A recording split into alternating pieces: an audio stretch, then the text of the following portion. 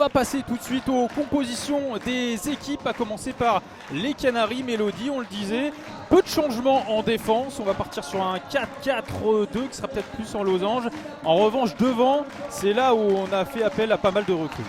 Oui, devant on a amené beaucoup de vitesse avec Toloba et Paljevic. Donc c'est beaucoup d'armes offensives. La ligne effectivement arrière n'a pas beaucoup changé, si ce n'est l'apport de Sarah Sola plutôt latéral gauche.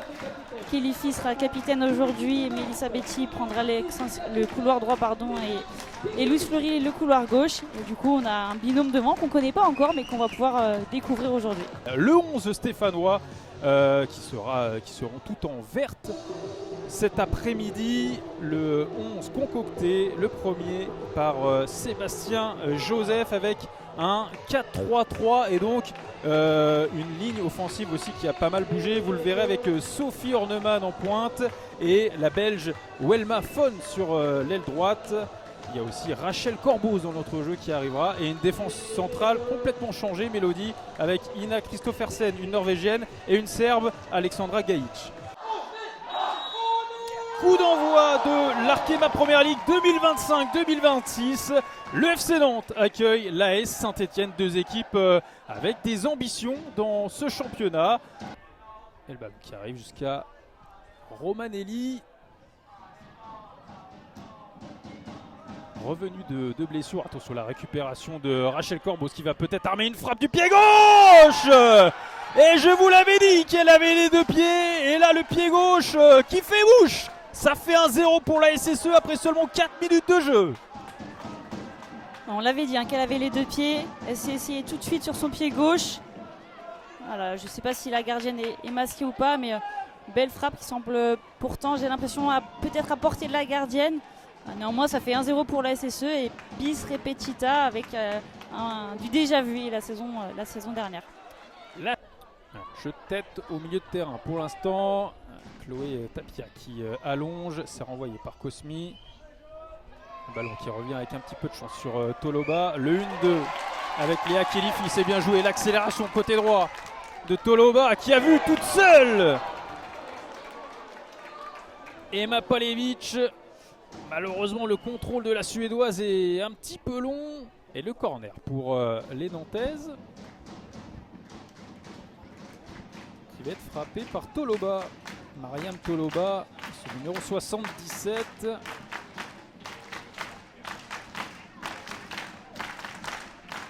Mariam Toloba qui est issu du futsal.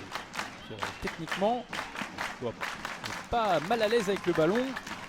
Bien au contraire, et là elle va se charger de tirer ce corner au premier poteau. La sortie ratée et l'égalisation avec beaucoup de réussite de Kathleen Cosmi.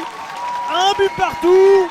La sortie totalement ratée d'Alice Pinguet et les Canaries recollent face à la SSE. Un but partout.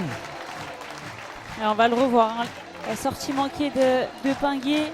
Et derrière le ballon qui retombe sur Faustine Bataillard.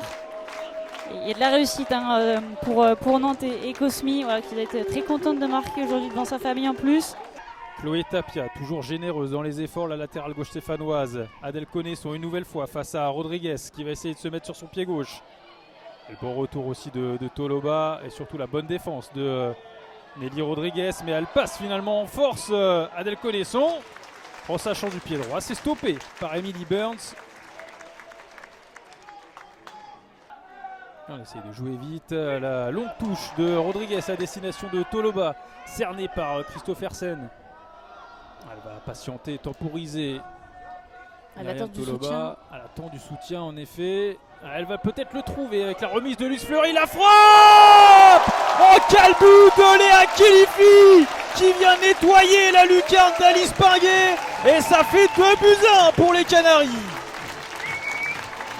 On voulait du spectacle pour cet après-midi. Ce match est en train de monter en puissance. Et quelle passe, La remise de Louise Fleury. Elle ne se pose pas de questions, Léa Kelifi. Elle brosse ce ballon. On voit Alice Pinguet impuissante sur cette frappe. Tapia, Corboz Le jeu en triangle, pas de position de hors-jeu, le centre de Connaissant et la reprise d'Orneman qui vient toucher l'équerre du but d'Emily Burns. Et c'est la mi-temps sur ce premier acte, très intéressant, très enlevé. Et les Canaries qui sont devant face à l'AS Saint-Etienne, 2-1. Et c'est reparti dans cette deuxième période. On espère autant de spectacles qu'en première période avec les Canaries qui ont donc changé 2 joueuses à la pause. Et attention à cette première relance et ce pressing nantais pour l'instant gagnant. Palevic, la talonnade, la montée de Saoud pour son premier ballon et l'interception in extremis de Gaïch. Après, on connaît que le FC Nantes c'est un petit peu hybride, hein. C'est jamais très...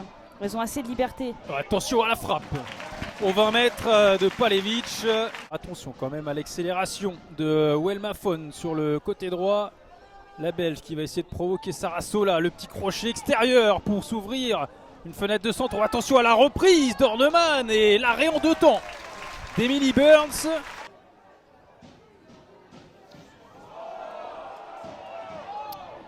Les supporters nantais qui réclamaient un petit quelque chose. Ça s'accroche entre Najma Ali Najim et Kathleen Cosmi. Et déjà, compétition qui est là. La faute grossière de Kathleen Cosmi. En revanche, le très vilain geste d'Ali Najim. Les deux vont déjà prendre un avertissement. Ça va peut-être être carton rouge. Effectivement, c'est le coup de coude qui est sanctionné. Kathleen Cosmi qui récolte le carton jaune pour sa faute logiquement. Et en revanche, le geste d'humeur de Najma Ali Najim qui est sanctionné. Et ça va certainement se compliquer pour les Stéphanoises. Kelifi qui lance Luis Fleury dans la surface. La frappe au premier poteau. C'est dans le petit filet extérieur. La remise en jeu pour le FC Nantes.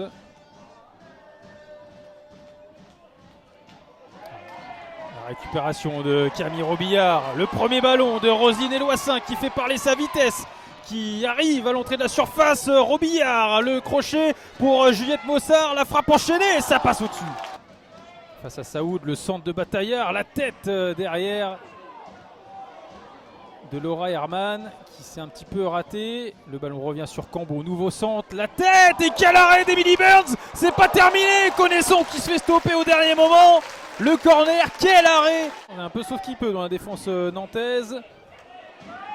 Elle a Istoki, la frappe croisante et le bon plongeon d'Emily Burns alors que on a dépassé le temps additionnel et c'est terminé. Marcel Sopin peut célébrer la première victoire de la saison 2025-2026 en Arkema Première Ligue du FC Nantes.